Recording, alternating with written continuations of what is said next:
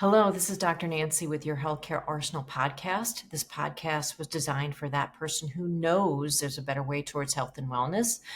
They just don't know what that better way is. And my hope for you is that with each passing episode, you get closer to being your own best expert. Today, we're going to talk about alcohol.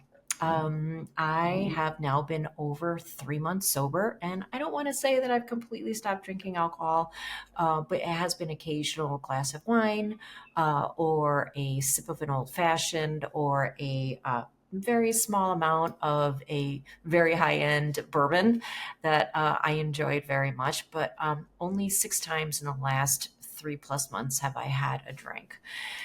And when I first got this inkling to quit alcohol, I, I had been curious about doing it, and I'm going to use the term sober curious from now on, which I stole from someone recently.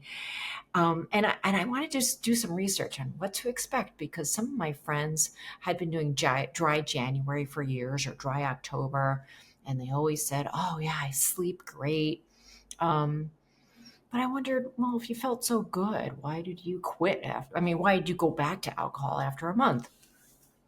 Um, so I started to look for some studies, some research, some YouTubes, some books, but most of them really focused on alcoholics and the detox phase, which is the first 4 days after a very high level drinker stopped drinking. Now, for me, I never drank a whole lot. As a matter of fact, I didn't enjoy it, drinking a whole lot, but I would drink a little bit all the time, every day. So I was an everyday after work glass of wine person. And a lot of my friends are an everyday after work glass of wine person. More recently, I've become a bourbon connoisseur and I love a really good bourbon. Usually for me, it was just be on the rocks or even just neat, just straight, just to enjoy the bourbon. But it was every day. Now, there's a Dr. Huberman with the Huberman Lab podcast, and I'll be interjecting some of his podcast, which is called Alcohol and Your Health, um, so that I can maybe give more illumination to what I'm going to tell you has been my experience. So I stumbled upon Dr. Huberman's podcast, and it was extremely illuminating for me. And I found it after I had been 1 month sober, 1 month not drinking, and it really drew my attention to the benefits I was experiencing, but couldn't really put my finger on. Um, so I'm going to follow along with his podcast. And first, one of the things that happens with chronic alcohol intake. Now, chronic, that's his word. I'm not really a fan of that word chronic. I like to call it regular or consistent, meaning you have a glass of wine every day after work, or every Friday night you go out for beers with your buddy, or you only drink on the weekends, or you only drink 3 times a week, or it's not might not be every day, but it is very consistent, very consistent. And he talks about what happens when we drink. Now, you notice if you're in a bar situation or a party situation, you can always tell when people first arrive because they're kind of quiet and they're being socially, respectful. But then once the acetaldehyde kicks in, now the acetaldehyde is a poison. We drink alcohol and immediately it turns into acetaldehyde. And that acetaldehyde disrupts our neural circuitry. One of the first things it does is reduce our inhibition. So you'll notice that those same quiet group of people that have now been drinking for 30 to 45 minutes now become a little bit louder. They laugh a little bit louder. They talk a little bit louder. They talk over each other. And that noise escalates. This is an inhibition that not only occurs when we are drinking, but also continues when we are not drinking. So there's an impulsivity that happens, an impulsiveness to either say things, do things, purchase things. For me, that's where I fell into this impulsivity, is to purchase things. I would be drinking, and 3 days later or 2 days later or the next day, a package would show up on my doorstep, be like, oh, what's this? Oh, I must have ordered it when I was drinking, because I didn't quite remember, but it was that impulsivity to purchase that right there. But that impulsivity does not stop when you stop drinking. If you are a consistent chronic drinker, that impulsivity level stays high. And it actually takes a while for me. After I stopped drinking, it took like weeks for my neurocircuitry to repair.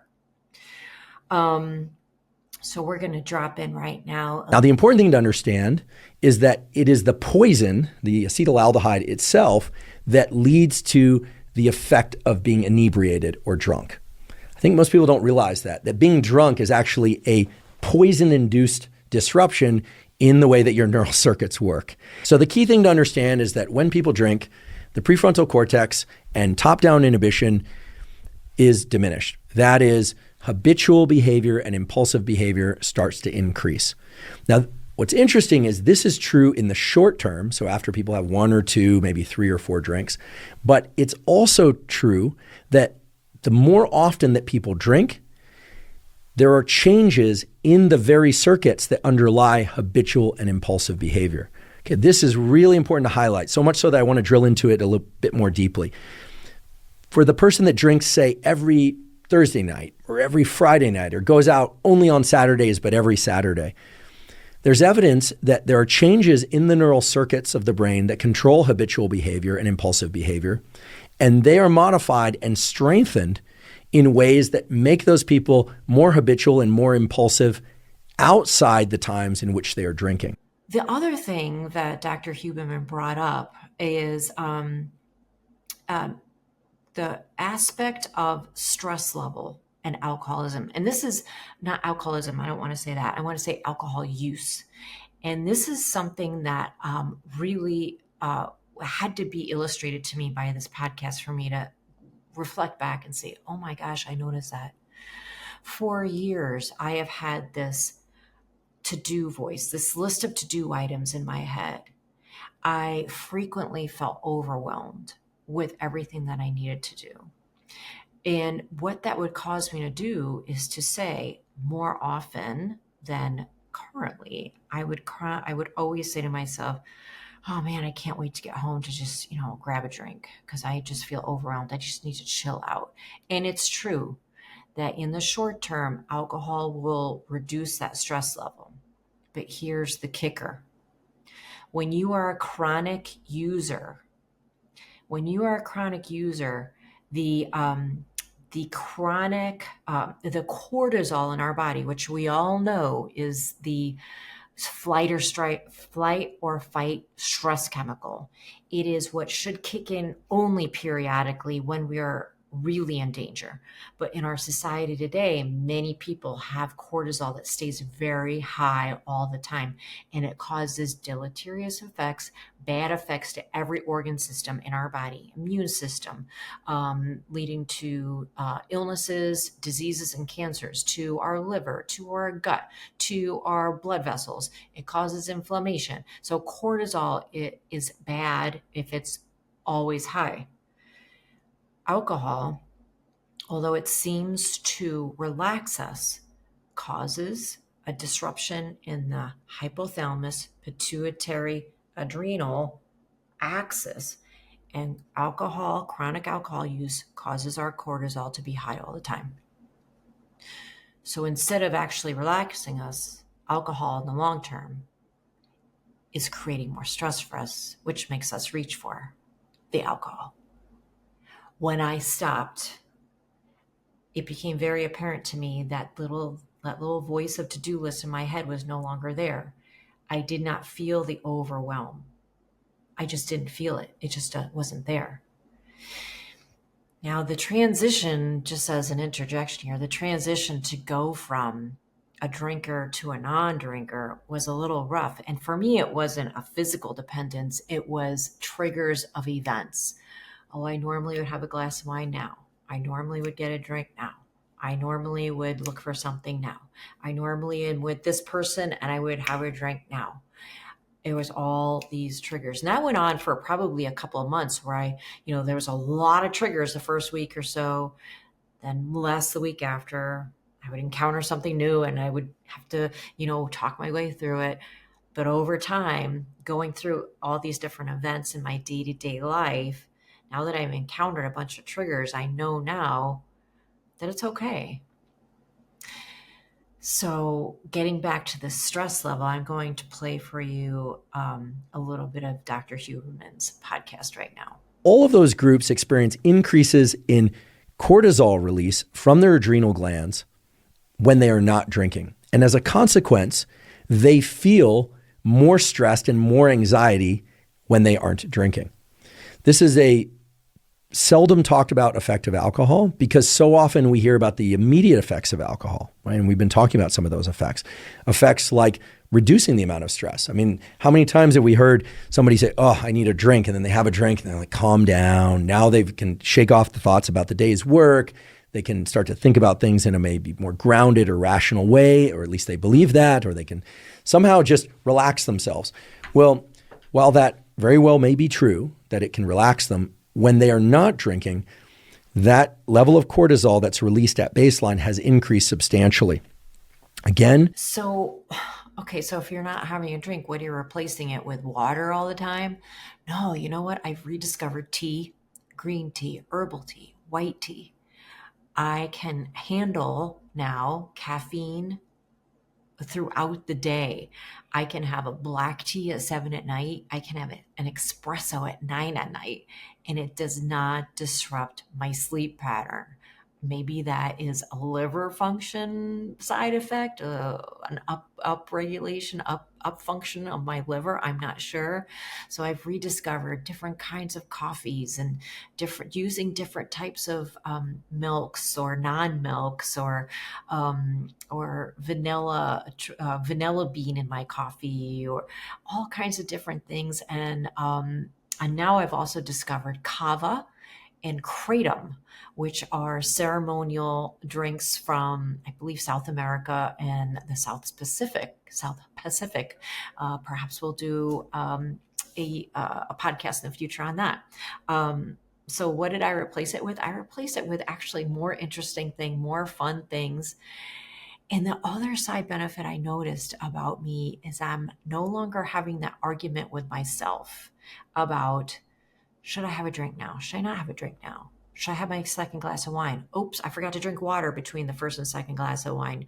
Oh my gosh, I'm feeling a little bit tired. Should I stop drinking? Oh, let's just have one more. Oh my gosh, it was like that portion of the, of that exhausting mind chatter, that is a welcome relief. So let's move on to this next section of Dr. Huberman's podcast. And this one is near and dear to my heart. If you've read my book, Stealth Health, you know it. Alcohol actually disrupts our gut biome. Why I never put the two together, I don't know why. But think about any old Western movie you've ever watched. Some cowboy gets injured, and what's the first thing they do before they're going to stitch up the injury, or they're going to go in and pull out the bullet? They're going to pour whiskey on it to kill the bacteria. And it's a little bit more complex than that, but this is what happens in our gut. Alcohol, without any indication about what is a good or bad bacteria, without any discrimination, it just kills all the bacteria, good and bad. What happens is the bad bacteria have a way of sneaking out of the gut and getting into the bloodstream. And at the same time, that acetaldehyde, that poison, creates, because of the metabolism of the acetaldehyde by our liver creates another chemical called a cytokine by the liver, which promotes inflammation in our tissues, particularly our gut, which leads to leaky gut syndrome. That further causes other problems like food allergies and um, other gut distortions, like it might be called um, uh, uh, it might be chronic diarrhea, chronic constipation. Um, um, what's that word I'm looking for? That phrase. Anyway, it could cause any kind of gut disorder, um, and because of this leaky gut syndrome. And I have to tell you, once I eliminated alcohol from my day to day life, my gut is awesome. My elimination is awesome. My digestion is awesome. It is like amazing. Why I didn't discover this 30 years ago, why this isn't widely known in the gut problem part of society, which includes just about all of us. So I'm going to play a little bit of Dr. Huberman's podcast for you right now, more about that. The net effect of this is actually to disrupt the neural circuits that control regulation of alcohol intake. And the net effect of that is increased alcohol consumption. So this is just terrible, right? I mean, you take in something that disrupts two systems, the gut microbiota, and it disrupts it in two ways. It's killing the good gut microbiota, and it's allowing the bad bacteria to move from the gut into the bloodstream. You've also got pro-inflammatory cytokines coming from the liver, and those converge or arrive in the brain and create a system in which the neural circuits cause more drinking. That's a bad situation. Another thing that I noticed as I've got further and further from that consistent consumption of alcohol is I am much more comfortable with myself. My mind is sharper. I am actually way more talkative and expressive than I was before, because I think previously in social situations, I was inhibited by my own possible um, lack of inhibition, if that makes sense to you. I was overly concerned about being uninhibited that I inhibited myself. I know I have a crazy mind, but I noticed that my thoughts are more fully have more of a full circuitry, that I can think more clearly, and my vocabulary is better. You probably can't tell from how I'm getting through this particular podcast that my vocabulary is better and my word selections are better. However, I do notice that with myself on a routine basis now, I just feel sharper. And there is studies that show that with regular alcohol use, and it is a direct correlation. The more alcohol you drink, the thinner your brain cortex becomes, and the thinner brain cortex means that you are more prone to dementia type issues or lack of clarity of thinking, which is sad for our society in general. And the last thing I want to mention with Dr. Huberman's podcast is its effect, the alcohol's effect on our hormones. Now, you know from seeing some of my other podcasts and being inside some of my coursework that I am a strong proponent of hormone balancing and proper hormones. And pretty much everybody in the United States right now has disrupted hormones because of the amount of diesel fumes, which are what's called xenoestrogens, the hormones in our dairy and what's used in our meat production. And everybody across the board has disrupted hormones. I manage that through hormone pelleting. I get that done. I used to be able to go every 3 months, but about 2 months after a pellet, I would need to supplement with a supplement called DHEA, which is a precursor to the other hormones, the other sex hormones, and that would help to balance me out. But still, by the time I got to my next pellet, I'd be a little cranky. My eyes would be very dry. That's one of the symptoms of disrupted hormones. I would notice some other things going on with me. When I stopped drinking, I felt great. I needed a little bit of DHA as I got very close to my next pellet appointment. But this time I even extended the time to 3.5 months between my pelleting appointments. And I feel like I am much more consistent and stable in my hormone levels. I don't have a real surge up after a pellet with kind of a dive. I am much more level, which leads to greater joy, greater consistency in my relationship. And for that alone, eliminating alcohol from my life is totally worth it. Completely worth it. If we could get everybody in the United States to have their hormones be consistently level all the time, it would be a much happier, joyful society. People would be much more relaxed around each other. Their relationships would be way more fulfilling.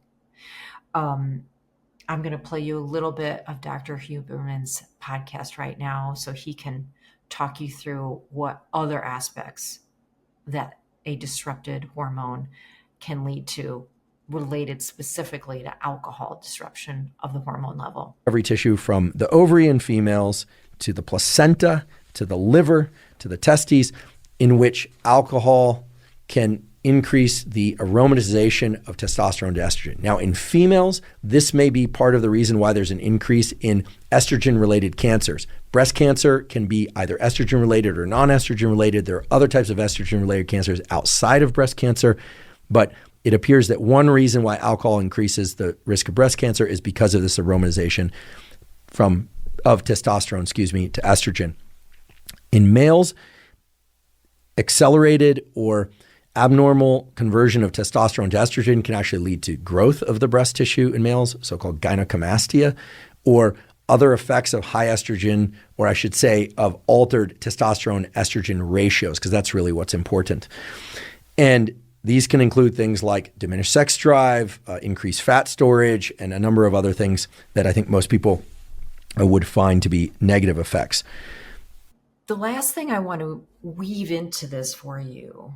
Now, you remember in Stealth Health, I talk about the system, and that phrase, the system, is now showing up all around us, related to the conventional medical model, also related, interesting, to government and the excessive oversight of the people in government, or and it could also mean the administrative monster that government has gotten to, the system, capital T, capital S.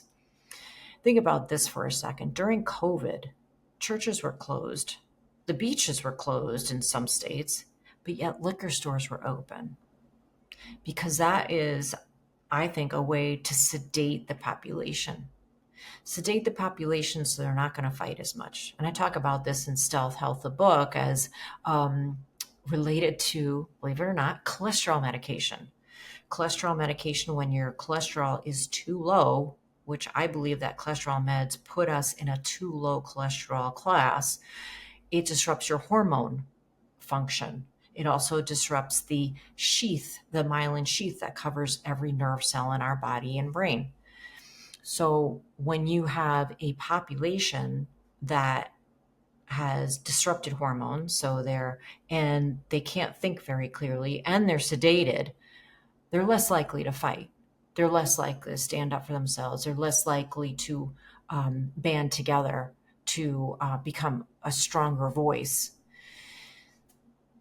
And then when I learned all of these other things about what chronic use of alcohol does, it made me curious about alcohol being part of the system. Alcohol has been made to be like the rebellious youth, or the rebellious man, or the wine-toting female, like that she's all mischievous. What if it's the opposite? What if the system is placing alcohol in our lives to just sedate us, disrupt our hormone function, make us sick, dumb us down, disrupt our sleep patterns so that we become even sicker, more cranky, more irritable towards each other? Just something to ponder, just the way my brain works. So I hope you've enjoyed this episode of your Healthcare Arsenal podcast, where my hope for you is that with each passing episode, you get closer to being your own best expert. Bye for now.